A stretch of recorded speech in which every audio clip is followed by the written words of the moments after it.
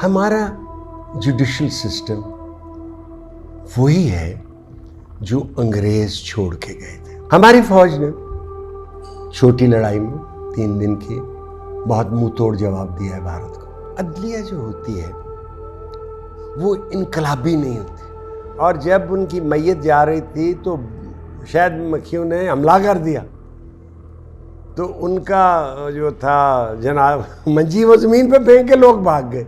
इमरान खान साहब पे से ज्यादती हो रही, कुदरत भी बैठी है, इंतजार करना तो सीखे ना।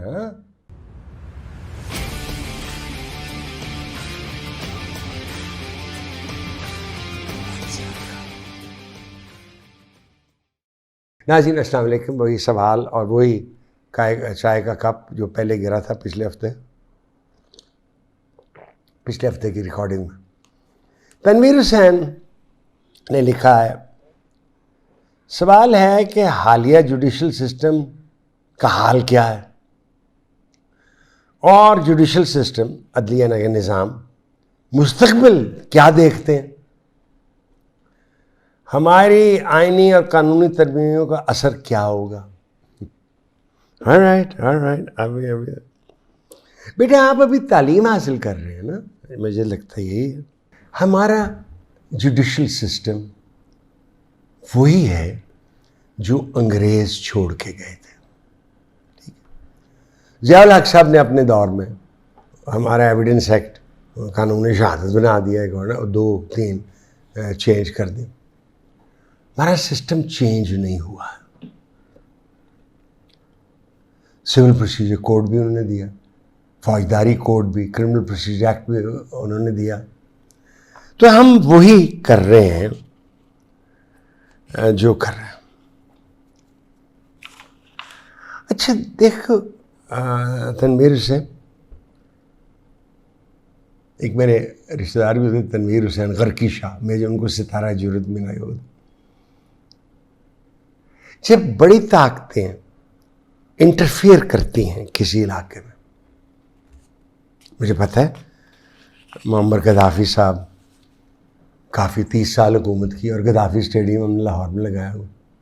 मैंने वो वीडियो भी देखा हो, जब वो पकड़े गए उनके पास सोने की पिस्तौल थी, पर वो मारे गए। सीरिया में भी वो हुआ, इराक में भी वही हुआ। ट्यूनीशिया में मैं आपको बता सकूँ, ज़ैनुल आबदीन एक बंदे ने अपने आप को जलाया, अवाम उठ खड़ी हुई, और उसका नतीजे में अरब स्प्रिंग हुआ, फैल गया वो और उनकी बीवी इजिप्ट भाग गए।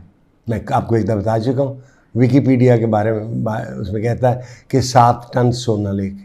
अच्छा भाई, मैं कह चुका हूँ, चूसते हैं हम, क्या करेंगे 7 टन सोने के साथ। तमाम अरब की रियासतें, अरेबिया की, वो बादशाहत है, ठीक है। उनकी कमाल ये है कि उन्होंने अपने सिटीजन्स के लिए सहूलतें बड़ी दी हुई, नौकरियां, मेडिसिन, घर और तनख्वाहें, ठीक है। वहां भी गरीब अमीर का तफरका है, कोई बहुत अमीर है, कोई नहीं होते। और जो सऊदी अरेबिया के शहजादे हैं मोहम्मद बिन सलमान, उन्होंने बंदे पकड़ लिए, रिट्स कार्ल्टन में रखे, रिट्स कार्ल्टन, हाँ, होटल में। वही पैसे थे, बड़े पैसे कमा लेते हैं तुसी, और वो नेशनल ट्रेजर में डाले।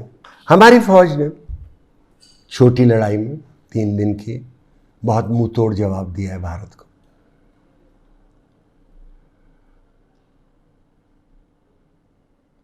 बेटा एक जहन में बात रखो, अदलिया जो होती है वो इनकलाबी नहीं होती। इनकलाब अवाम ने लाना होता है। पहले इनकलाब आता है, फिर उसकी कानून साजी होती है, फिर अदलिया कहती है अच्छा ये कानून ठीक है कि नहीं है, आइन अगर है तो उसके मुताबिक है कि नहीं, कुरान और सुन्ना के खिलाफ तो नहीं है, उसके बाद कहती है। अदलिया खुद इनकलाब नहीं लाती कभी नहीं, ये अवाम लाती।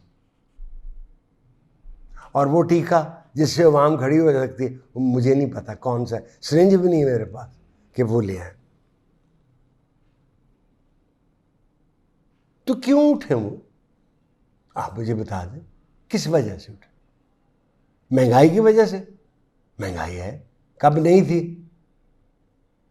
मुझे याद है जब मैं छोटा था तो 4.5 रुपए का गैलन पेट्रोल मिलता था,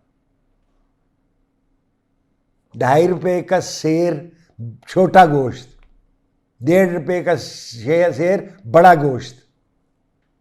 तो भाई महंगाई is a world wide phenomenon, इसका क्या करें? अदलिया को भी पता है, हुक्मरानों को भी पता है कि मरना तो है, उससे हम निजात। और हमने कोशिश की है तारीख में कि कोई ऐसा नुस्खा हो कि हम फौत ही न हों। एल्कमी जिससे केमिस्ट्री शुरू है, क्या था? आम धात को सोना बनाना, बड़े बड़े उसमें नुस्खे डाले गए, नहीं बना भाई सोना। जब सोना निकला तो वो कमज़ोर है, तलवार उसकी बनती नहीं, जब तक उसमें एलॉय ना डालें तब उसको सख्त ना करें।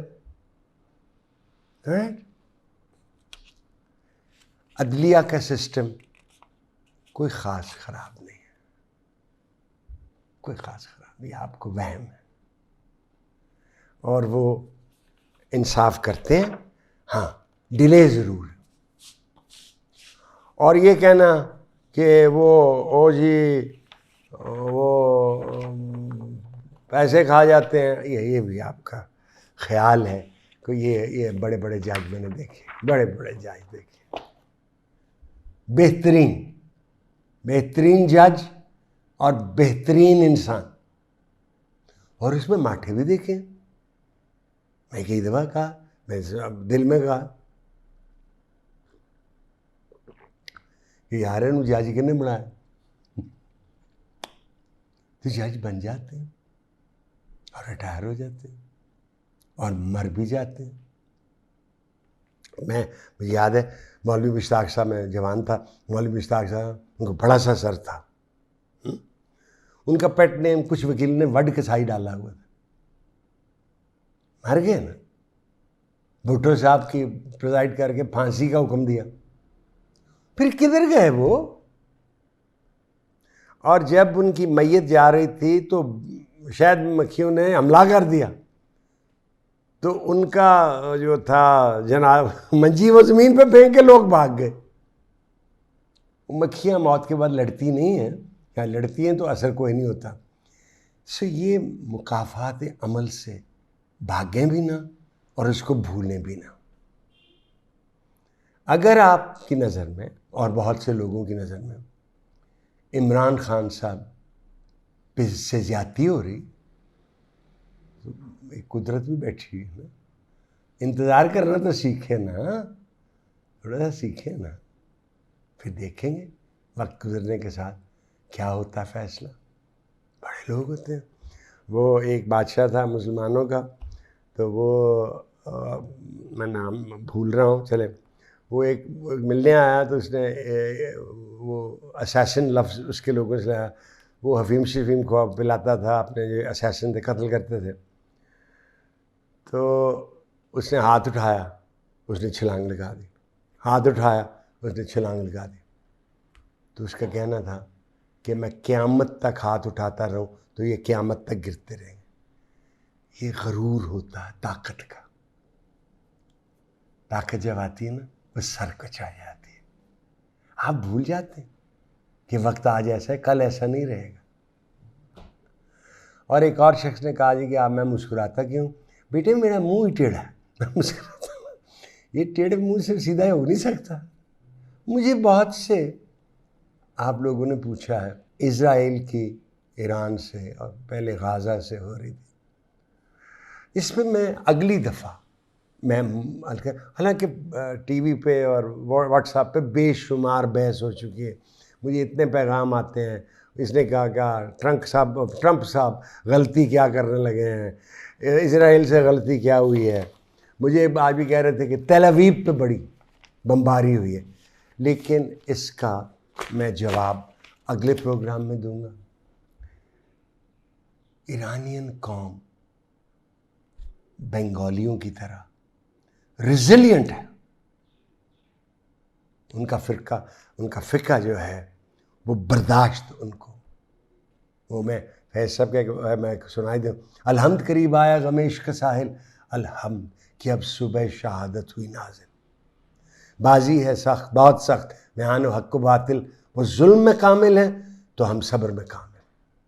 बाजी हुई तमाम, हाँ मुबारक हो अजीज़ो, बातिल हुआ नाकाम, मुबारक हो अजीज़ो।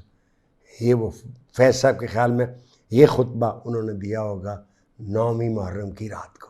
इजाज़त चाहता हूँ जी, अल्लाह हाफ़िज़।